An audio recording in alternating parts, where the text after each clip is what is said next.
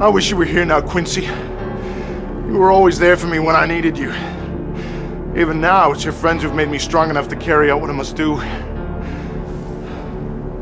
First it was Father Janos who started me on this agonizing task. Now with the aid of your old allies, it looks like we'll end this horrible scourge. So much has happened these past few days. Mr. Alexander Morris. Thank you. Alexander. Arthur, I can't tell you how much I appreciate your kindness while I've been in your city. And now for you to sponsor me in London's most prestigious club. Nonsense. Your brother and I were extremely close. Here, let me introduce you to some of the other members of the Hades Club. Devlin. Alexander, I'd like you to meet Devlin Goldacre. Devlin Alexander Morris. I believe I've mentioned his late brother Quincy. Yes, you have. Mr. Goldacre, this certainly is a pleasure. It will be an honor to be accepted into your club. So, this is the brother of the famous Quincy Morris. I suppose even London isn't big enough for more than one Texan at a time. What brings you here? Well, it's an unusual story, really. I received a letter from a Romanian priest telling me I should investigate the circumstances surrounding my brother's stabbing. Ah, your Romanian priest couldn't have directed you to a more peculiar city. And now, with the murders in the newspapers...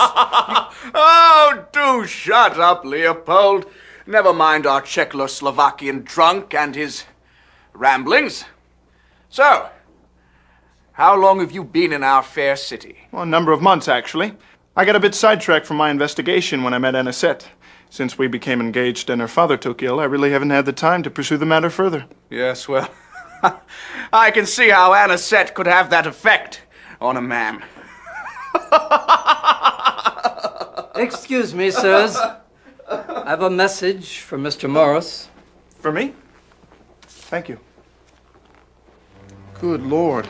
It's a note from Mr. Bowen's doctor. Mr. Bowen has just suffered a fatal heart attack. I have sedated Miss Bowen and would appreciate your presence tomorrow morning. I'm terribly sorry. Perhaps I should go home.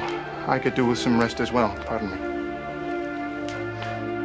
Death is such a dreadful business.